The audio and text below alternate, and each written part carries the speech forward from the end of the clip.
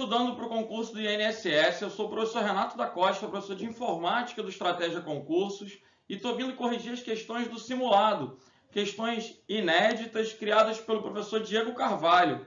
Bom, vamos lá, galera. Primeira questão. Considere que uma empresa presta serviços online para países localizados em diversos continentes. Diferentes continentes. É correto afirmar que se deve utilizar uma rede MAN, tipo de rede que consegue ter alcance de área maior como um país ou mesmo continente? Essa questão está errada, por quê? Sempre que a gente pensar em grandes distâncias, países, continentes, a gente tem que pensar na WAN. A WAN é a rede extensa, né? Wide Area Network. Então, essa é uma questão errada. A MAN, ela vai ligar ruas, ela vai ligar bairros dentro de uma mesma metrópole, dentro de uma mesma cidade. Assim, embora não haja nada normatizado, é interessante que você visualize as redes metropolitanas como redes de alcance de até 10 quilômetros, 20 quilômetros, beleza? São distâncias razoáveis para uma rede metropolitana. Já a rede extensa é a própria internet, um grande exemplo de rede WAN. Aí tem extensão ilimitada, pode ligar países, continentes, tranquilamente. Então, questão número 1 está errada. Questão número 2. Na arquitetura TCP/IP, os protocolos SMTP, UDP e FTP atuam nas camadas de aplicação, transporte e rede, respectivamente. Está fora. Por quê? Porque o FTP é um protocolo da camada de aplicação. Então seria aplicação, UDP, transporte e aplicação, o FTP. Quem atua na camada de rede, por exemplo, é o IP, o ICMP, o ARP. Estes são protocolos da camada de rede, beleza? Camada de transporte a gente tem basicamente TCP e UDP, e na camada de aplicação todos os principais protocolos que a gente vê nas provas, né? Protocolos de correio eletrônico, POP, SMTP, IMAP, protocolos de uso da web, HTTP, HTTPS, o próprio FTP, os protocolos de acesso remoto, Telnet, SSH, dentre outros, ok? A camada de aplicação é que tem maior quantidade de protocolos, porque o objetivo, inclusive, da internet é desfrutar dos serviços que ela vai proporcionar. E aí, à medida que surgem novos serviços, surgem novos protocolos, beleza? Questão número 3. O processador é a unidade central de processamento da máquina. Legal. No passado era muito comum a gente visualizar o processador como a OCP. Hoje em dia a gente tem que lembrar que um processador pode ser dual-core, quad-core e ter mais de um núcleo, né? Sendo então a peça responsável por efetuar cálculos necessários para a execução do código de um programa. Dentro da OCP existem unidades responsáveis, né, pelo controle do fluxo de dados, pela parte lógica e aritmética, que é a ULA.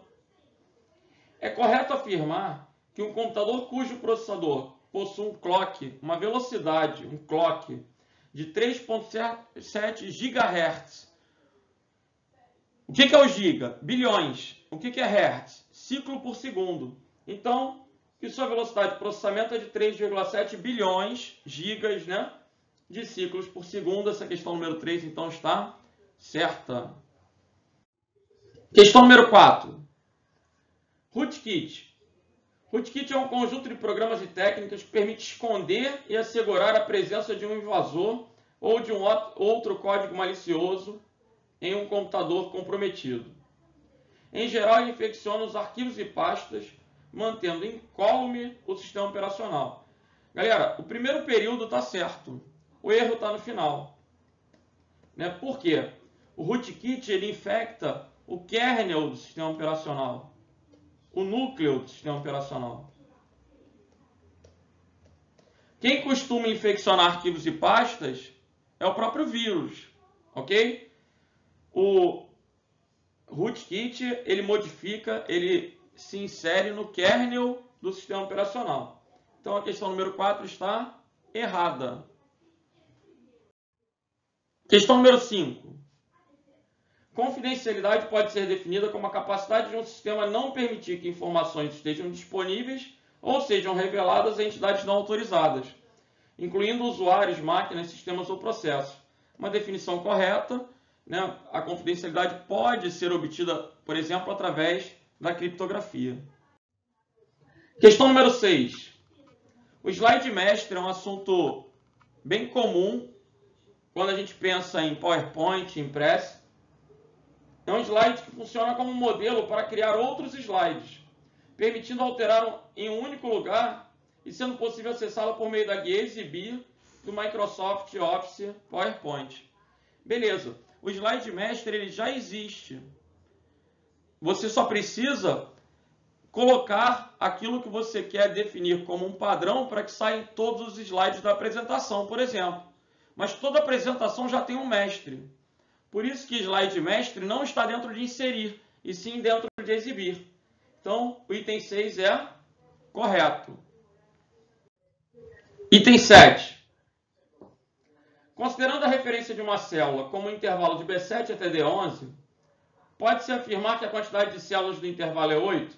Gente, de B7 a D11, eu tenho 3 colunas, né, B, C e D, e 7, 8, 9, 10, 11, 5 linhas. Inclusive, né, 7, 8, 9, 10, 11. 3 colunas e 5 linhas são 15 células. É só multiplicar a quantidade de elementos, né, de linhas e colunas para identificar a quantidade de elementos da matriz. Então, o intervalo não vai ter 8 células, vai ter 15 células. Questão número 8. Um indicador no Word funciona como um indicador de um livro. Marca um local que você deseja novamente com facilidade.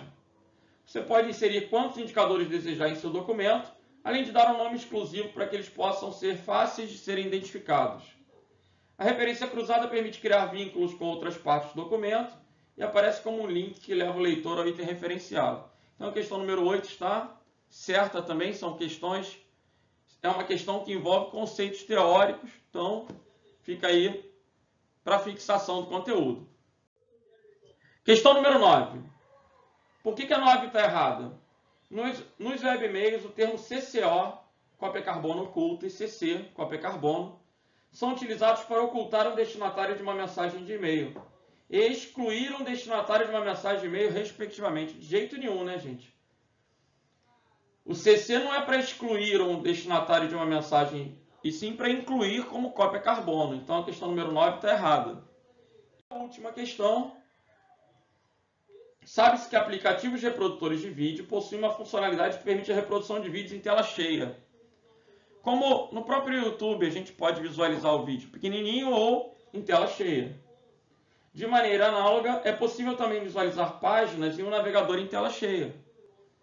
Para tal, basta utilizar o atalho F11. F11 nos principais navegadores, não só no Google Chrome, né?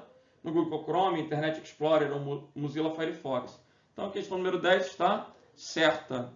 Com isso, a gente vem fechando esse simulado, né, para o concurso do INSS. Espero que vocês tenham tido um bom resultado e aproveitem bastante aí, galera, esse feriadão para cair dentro dos estudos, beleza? Um grande abraço para todos. Vamos que vamos!